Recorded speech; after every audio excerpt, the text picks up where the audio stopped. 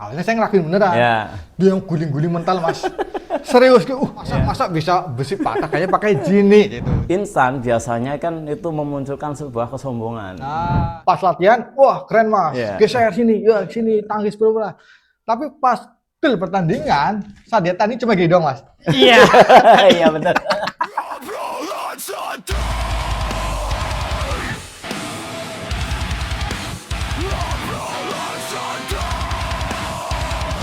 Oke bos, balik lagi dengan gua Johan Eri di channel Lucuan ya. Dan kali ini kita mau ngobrol santai ditemani oleh Mas Ari. Mas. Halo.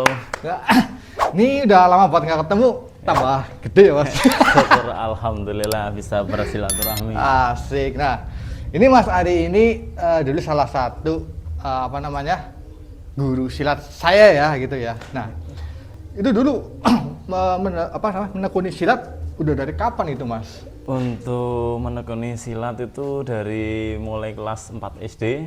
4 SD ya? Wah, gila itu masih anak-anak gitu ya? Ya alhamdulillah sampai sekarang masih boleh dikatakan ya sedikit aktif ya. Ya bisa, yang jelas itu kita menjalin hubungan silaturahmi dengan teman-teman kita yang istilahnya butuh bimbingan seperti itu. Nah terus gini mas, kan Mas Ari itu udah silat dari dulu sampai sekarang gitu ya. Itu kira-kira ada perbedaan nggak mas? Kayak silat zaman dulu sama zaman sekarang nih gitu. Untuk perbedaan silat zaman dulu dengan zaman sekarang itu jelas ada perbedaan ya. Dalam segi kepelatihan dan juga segi keatletan. Jadi kalau yang namanya zaman dulu itu lebih banyak suka dan dukanya, tapi lebih banyak dukanya. ini ya harus diperhatikan ya. Terus untuk zaman sekarang itu kan berhubungan dengan yang namanya mungkin banyak anak-anak yang sekarang itu memilihnya lebih instan. Terus kayak nggak mau ngikutin prosesnya gitu ya, mintanya langsung jadi. Jadi, terus juga kurang bisa flashback ke belakang. Iya. Dan ini benar nggak sih mas kalau kayak misalkan bisa dibilang anak zaman dulu itu ya, itu lebih keras, lebih semangat daripada zaman sekarang. Kayak anak zaman sekarang lebih manja itu ya. Itu benar nggak mas? Itu benar sekali. Benar sekali. Karena mungkin ya zaman dulu dengan zaman sekarang itu kan terkondisikan dengan zaman yang istilahnya dengan penuh dengan media sosial gitu kan. Itu pengaruh yang sangat tinggi sekali. Iya, sangat pengaruh. Apalagi kalau sekarang kan kayak pas dilihat juga kayak berita-berita misalkan anak nakal ditampar guru aja langsung viral ya mas ya. Iya, betul. Apalagi dulu kalau ikut silat dulu kan udah pasti kan wah pak gitu ya. Ya, yang jelas itu kalau zaman dulu itu ya alhamdulillah itu banyak orang yang nggak manja itu dibanding dengan sekarang. Kalau sekarang sedikit-sedikit laporan dengan istilahnya anak-anak sekolah itu lapor dengan guru dan sebagainya. Orang tua. Ya. Apalagi beda sekarang ya, kalau mungkin kayak dulu saya pribadi kalau misalkan dimarahin guru nih di sekolah mas, dipukul sama guru apa diapain, lapor ke orang tua, malah tambah dipukul mas. Itu juga iya nggak sih? Iya betul. Karena yang namanya orang tua itu udah mempercayakan ke guru, itu yang terpenting. Nah itu dia. Terus gini mas, pas dari awal sampai sekarang ikut silat, pernah ngalamin hal-hal yang lucu yang unik enggak gitu mas? Itu banyak sekali mas. Karena ya hal yang seperti itu kan ya jujur saja saya dulu itu saya ikut silat tapi kondisinya itu nggak bisa apa-apa, ya syukur alhamdulillah sekarang ada peningkatan dalam arti dalam segi fisiknya ada peningkatan. Terus hal yang paling lucu itu dengan kondisi kebersamaan dalam kegiatan silat itu, khususnya itu merpati putih itu kebersamaan itu bisa mengeratkan kita untuk saling berkomunikasi dan canda tawa itu ya. Terutama itu di bagian misalkan di kejuaraan itu di kejuaraan itu kita sebenarnya bisa bermain dengan yang namanya keseriusan dan kelucuan. Keseriusannya apa? Kita harus bisa mentarget sebuah anak didik kita untuk bisa berprestasi. Kelucuannya di saat kalah kita manfaatkan dalam arti hal yang positif, gitu ya.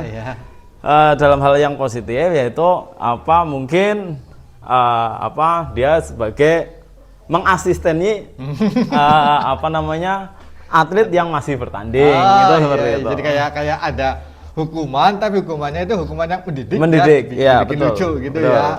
Ya. Terus kalau kayak kan kalau di silat itu kan kayak ada UKT gitu ya Mas ya. Nah itu pernah nggak ngalamin hal-hal yang lucu unik pas UKT gitu loh? Ya itu kejadiannya ya yang sebenarnya ya ini sebenarnya ya mengasihkan juga. Ya mungkin dengan senior kata zaman dulu itu penuh dengan yang namanya keras tapi untuk kedisiplinan, itu yang terpenting. Terus kelucuannya kita dimanfaatkan dalam arti misalkan ada satu kesalahan semuanya kena atau boleh dikatakan itu jiwa korsanya ada itu kan. Itu emang kalau untuk saya juga dulu pernah Mas waktu itu UKT pas siang-siang. Nah, lu pernah ada kan yang ngalami itu UKT siang-siang nggak boleh minum, nggak boleh makan di jalan. Betul. Terus mungkin nggak tahu ya dari pelatih emang ada itu sebagai ujian atau apa, ada warga yang namain minum. Nah, di kompi saya itu ada satu yang minum Mas. Padahal ini saya nggak ikutan ya, semuanya kena Mas, sampai koprol, sampai push up, sampai muntah itu Mas, itu kan wah, yang benar-benar ya sebenarnya itu kalau dibilang kadang waktu zaman itu ngerasain nggak enak ya, tapi sampai sekarang malah jadi cerita yang oh iya lucu juga gitu ya, unik gitu ya. Betul. Nah, terus gini Mas, kan namanya ikut silat kan otomatis pernah ikut pertandingan dong. Gitu ya. Nah, ini kita nggak bicara menang kalah ya, tapi pernah nggak Mas dapat momen yang benar-benar memalukan banget? Ya itu jelas. Nah itu apa itu jelas memalukannya? Momen memalukan itu dalam arti gini, tetap hal yang positif itu kan. Memalukan dalam arti di sini itu kita mau tanding itu boleh dikatakan itu memakai alat apa untuk pelindung kemaluan itu yang seharusnya dipakainya di dalam. Ternyata kita dengan kondisi karena kurang kesiapannya kita memakainya di luar. Itu kelihatan ya. Ya, itu kelihatan pada bagian pelindung kemaluan itu seperti itu. Itu emang ya kalau kadang gitu sih ya, kadang kita kalau pas udah persiapan apa tapi ada aja gitu ya. Ya sama aja kalau pas pengalaman saya itu yang sebenarnya pas nggak ya dibilang lucu juga dibilang apa ya nggak enak kan pas posisi ini Mas kejurlat yang di IPHI. Ya betul. Nah udah effort banget ya nurunin berat badan kan dari kelas B ke kelas A udah sampai nggak enak banget, dapat musuh cuma satu, enak banget langsung final gitu loh. Udah persiapan udah enak, begitu Mas masuk gelanggang musuh nggak datang Mas. Jadi walaupun menang dapat emas ya, cuma kan kayak nggak tanding itu rasanya kayak udah latihan capek-capek gitu loh ya, tapi malah nggak tanding gitu ya. Itu juga buat saya sih dibilang memalukan gitu ya Mas. Nah terus gini juga Mas, kan belakangan ini itu banyak banget viral ya, video viral itu tentang ada sebuah komunitas yang membawa nama pesilat ya, salah satu perguruan pesilat. Nah itu kan banyak banget yang dia itu bikin ribut dengan warga, terus kasus pengeroyokan, bahkan sampai penjarahan. Nah itu menurut Mas Ali sendiri sebagai pesilat dan juga guru ya, pelatih gitu, apa sih Mas yang menyebabkan sampai berperilaku seperti itu gitu loh? Itu untuk menyebabkan hal berperilaku seperti itu kan karena mungkin ya satu sisi kurang adanya edukasi dalam arti kepelatihan, cara mendidiknya.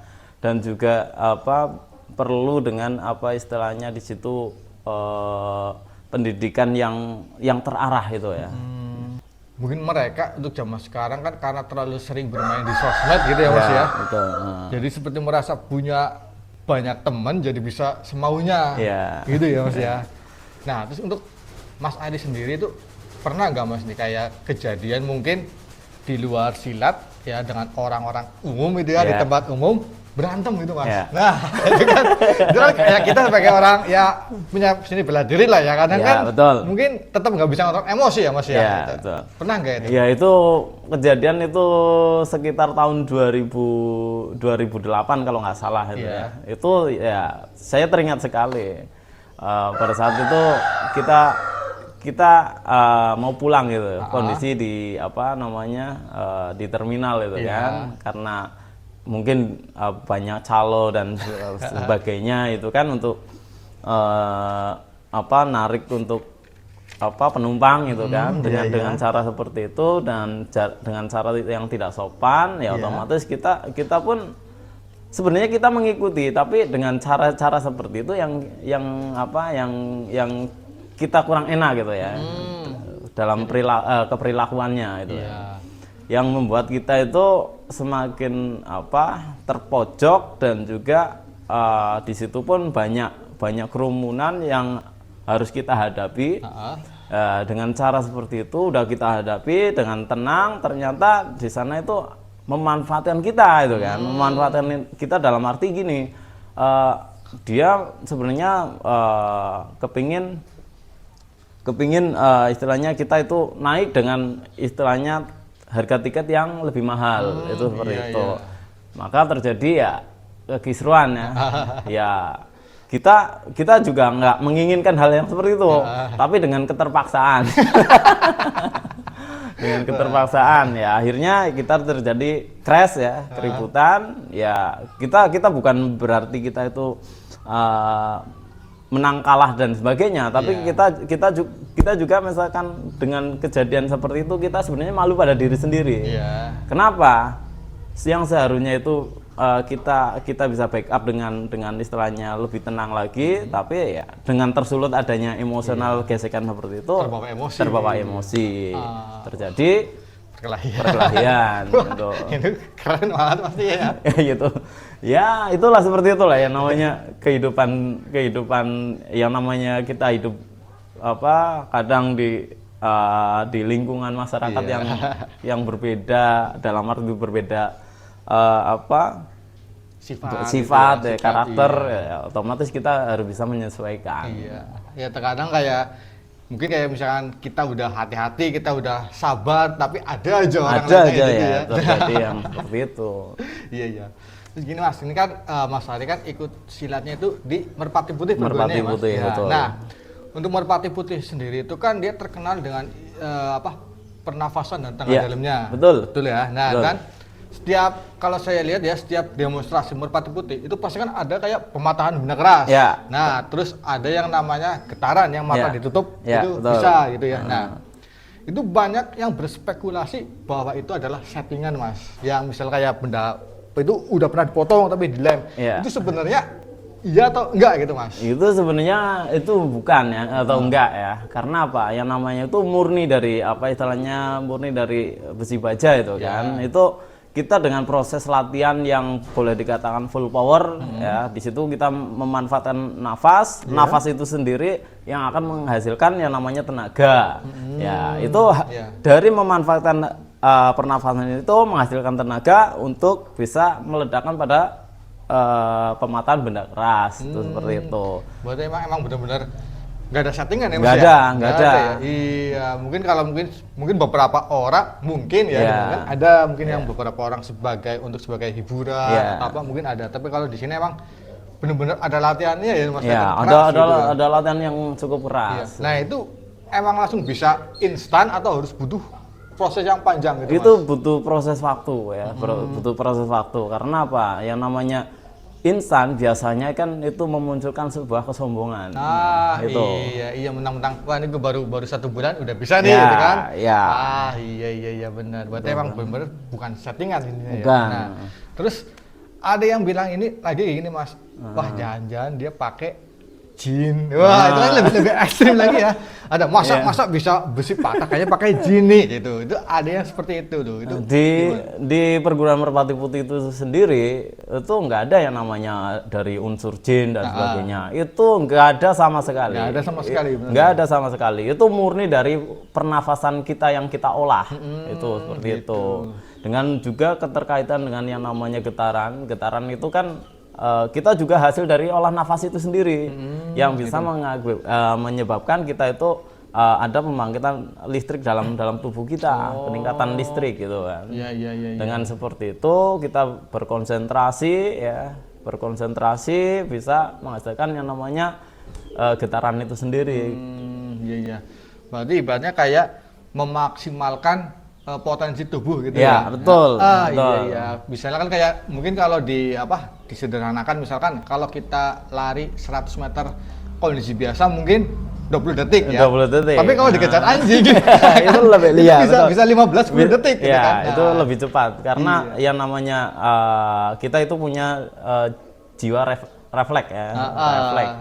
Nah, terus yang pengen tertanyakan lagi ini Mas yang getaran gitu ya. Mungkin kalau yang tadi fisik masih bisa dicerna secara nalar gitu ya. Cuma kalau getaran kan kita mata ketutup bisa lihat, bisa tahu ada barang ini apa, apalagi bisa sampai baca gitu loh, Mas. Itu sebenarnya yang dilihat itu emang benar-benar nggak kelihatan atau kayak nerawang nih tiba-tiba kayak tembus pandang atau gimana Mas? Jadi gini Mas, yang namanya getaran itu kita dengan dengan pernafasan itu sendiri.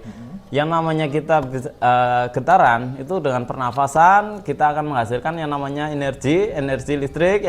Energi listrik itu yang bisa menyalurkan kita dan ditambah keyakinan, terutama itu keyakinan sama Allah. Itu yang terpenting. Ya.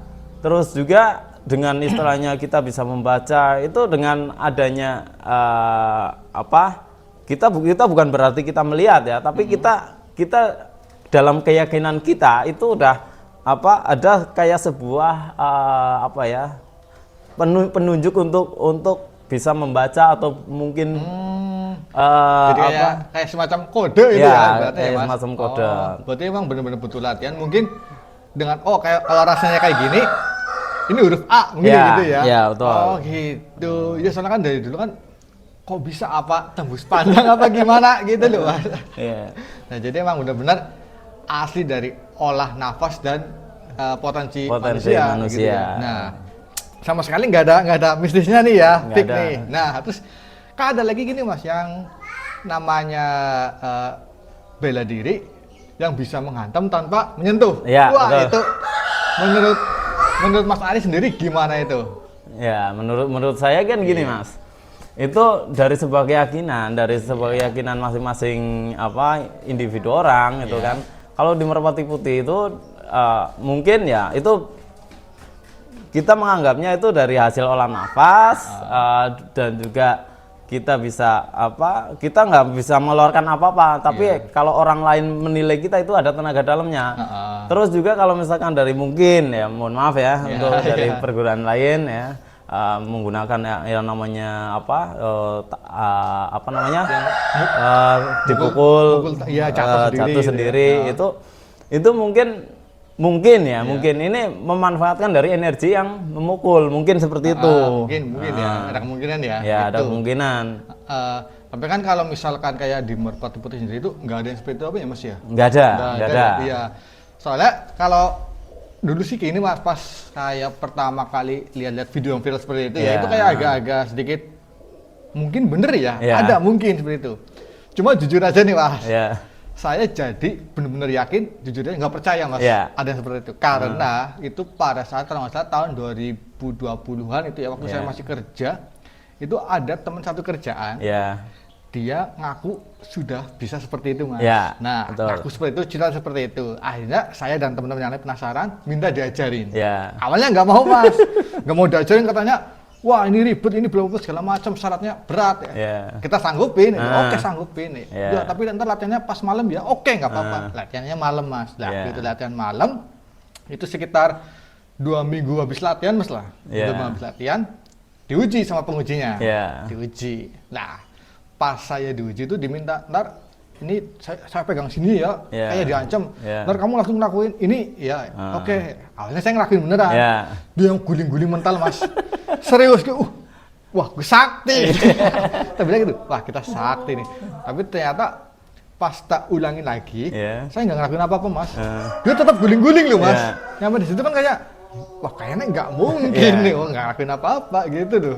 Ya kalau untuk zaman sekarang itu kan banyak hal yang seperti itu penuh dengan settingan. Iya, Ya, betul itu sekali, ya. itu yang harus kita hati-hati. Makanya dengan apa mungkin dari perguruan lain yang bisa seperti itu ya Iya. ya paling tidak harus bisa saling mengontrol dalam arti di sini itu jangan terlalu vulgar itu kan, vulgar dalam arti untuk ditunjukkan, tapi pada saat ditunjukkan ternyata hasilnya nggak ada kan gitu. Iya. Nah, jadi gitu ya Mas ya. Nah, terus gini Mas, kalau misalkan pernah nggak sih ngalamin sesuatu hal yang di luar nalar gitu Mas? Misalkan kayak pas disilat ini kok, ini kayaknya nggak masuk akal gitu loh. Nah. Pernah nggak sih Mas yang ngalamin kayak gitu? Itu hal yang seperti itu ya pernah juga. Karena hal yang seperti itu kan juga mungkin terjadi human error ya, dalam arti Iya. di sini kita misalkan dalam hal misalkan contoh misalkan Iya. itu dalam pertandingan oke lah, kita dalam kesiapannya udah siap, tapi ternyata di dalam arena kita nggak tahu Ya. apa yang namanya hal yang seperti itu, karena mungkin mental atau mungkin karena dengan istilahnya rasa nervous itu ya otomatis kita performa pasti menurun. Itu seperti itu. Jadi kayak nggak terduganya. Makanya kadang kita banyak gini ya Mas ya, kayak mungkin saat kita latihan itu gerakannya bagus Mas, Iya, kita betul. tapi begitu kita fight beneran, Iya. karena gerakan nggak dipakai. Iya. Iya. Soalnya dulu pernah ada Mas yang waktu nggak tahu ya ini Mas Ari Iya. ingat apa enggak ya, Heeh. Popda. Iya. Nah itu di Gor Prokerto. Ada satu atlet pas latihan, wah keren Mas, Iya. geser sini, ya sini tanggis bola. Tapi pas til pertandingan, saat dia tanding cuma gini doang Mas. Iya. Iya benar. Iya. Itu Ya. Ya, kita pernah ngalami punya atlet hal yang seperti itu ya. Itu unik juga. Unik juga. Ya, saya juga pernah menyampaikan, tanding nggak perlu bagus, tapi yang penting menang. Iya. Gitu. Ya tapi kan nggak cuma nggak mukul kadang-kadang cuma Iya. gini doang. Iya. Iya. Ya, berarti itu kan faktor keberuntungan. Iya. Faktor keberuntungan dan juga faktor ya mungkin Soalnya yang atlet itu Mas, ya. itu yang ngobrolin saya Mas. Aduh, gua tak bilang kamu ntar serang ini geser-geser. Iya Mas, oke, tenang gitu-gitu. Begitu pas time out gitu ya istirahat, Iya. datang ke pojok. Gimana Mas? Bagus enggak? Iya, cuma gini dong. Iya. Gimana bagus? Begitu dia kena mungkin keberuntungan gitu Iya. deh ya. Di pertandingan pertama itu dia menang. Ya. Dia bangga Mas, menang. Kita langsung, aduh, lu cuma gini-gini doang, Mas. Nggak ada pukulan, nggak ada apa. Dia musuh jatuh juga jatuh kecapean Iya, gitu iya. kan, fisik. Dia sampai, wah bangga. Itu kalau saya, itu harus memalukan Iya. gitu loh. Makanya pas pertandingan berikutnya, officialin? Enggak. Asli. Karena udah kena mental ya. Nah, malah saya yang kena mental Mas. Sampai dia banyak yang kenalan bilang, itu atlet lo itu gitu loh. Itu beneran atlet lo Jo. Itu latihannya gimana itu Iya. kan sampai aduh jadi ya itu benar hal-hal yang nggak terduga Iya, gitu nggak ya. terduga. Ya, seperti itu. Terus yang ingin pertanyaan gini lagi Mas. Sebenarnya kan banyak yang orang lihat itu kan Iya. silat itu bela diri itu. Iya. Nah, sebenarnya itu apa sih arti silat itu sendiri intinya gitu. Intinya itu kan yang namanya silat itu kan bagian dari seni bela diri atau budaya ya. Itu yang harus seni budaya dari nenek moyang yang harus kita lestarikan gitu kan. Karena apa? Seandainya kita misalkan nggak melestarikan ya kasihan pendahulu-pendahulu kita itu kan. Itu juga untuk mendidik karakter, mendidik kedisiplinan, mendidik adab itu yang terpenting. Berarti kan di silat itu nggak cuma hanya bela diri, tapi juga banyak aspek-aspek yang masuk di situ ya. Ada budaya, terus disiplinan, gitu. Disiplinan, kejujuran. Ya, berarti kan di silat itu nggak cuma hanya diajarkan untuk bela diri, tapi ada juga kayak pelajaran hidup gitu Ya, Mas. betul. Yang masuk gitu ya. Betul. Nah, terus ini Mas, ini buat penutup terakhir ya. Kira-kira ada pesan-pesan apa nggak nih buat yang mungkin sekarang mengikuti silat ya, Iya. anak-anak zaman sekarang udah lama atau Iya. baru ataupun yang pengen ikut silat gitu Mas. Iya. Ada nggak pesan-pesannya gitu Mas? Ya, yang jelas itu seandainya yang sudah lama, ya ayo muncul kembali, bangkitkan lagi. Terus untuk yang pemula, penuh dengan latihan yang keseriusan untuk kedepannya lebih bisa berprestasi. Oke, Terutama harus yang namanya di situ angga-ungguh ke orang tua dan pelatih itu Iya. terpenting sekali. Sopanan Nah, gitu ya. kesopanan. Terus juga yang terakhir itu kita jangan lupa Allah yang Nah, itu kita kuncinya ini. tetap. Itu Wah, seperti itu. mantap. Ini kalau yang mau ikut silat sekarang jangan manja lah ini. Jangan gitu manja, ya. jangan manja. Sopan santun tetap dijaga. Tetap Jangan dijaga. mentang-mentang ikut silat langsung Langsung berbangga diri. sombong Ya, gitu ya. ya. Oke gitu Ya, Mas. Terus bentar nih Mas, kita Oke. ada nah, ini ada oleh-oleh Mas, hadiah dari kita ya Oke. buat narasumber kita Mas. Terima kasih Iya, banyak. isinya kaos kita Mas, mau dibuka. Oke, Oke. terima kasih Ya, Mas ini Jojo. Ini di samping sini Mas, ini Eh, packingnya emang agak unik Mas. biar unik gitu sama orang-orang dilihatnya juga kayak wow gitu. Nah, ini kita ada kenang-kenangan dari kita. Ini kaos ya Mas ya. Nah, ini Oke. kaos kita ini kaos kita bikinan sendiri Mas. Oke. Iya, jadi kita untuk Boleh bahan kita buka ya? boleh buka. Kita Terima buka kasih. ya. Ini kita dari bahan kita beli sendiri Mas, potong-potong sendiri, sablon sendiri, jahit sendiri Mas. Mantap Mas Jojo. Nah, Sukses ya. terlalu. Amin, Oke. amin. Dan thank you banget nih Mas ya, Oke, udah ngobrol-ngobrol sama-sama. gitu ya. Dan Sehat selalu. ya, thank you banget nih bosku ya. Dan terima kasih yang udah nonton, udah like, udah komen. Thank you banget ya. Semoga doakan kalian sehat selalu dan lancar terus rezekinya. Amin, Amin, amin. Udah amin, banget. amin. See you next video. Bye bye.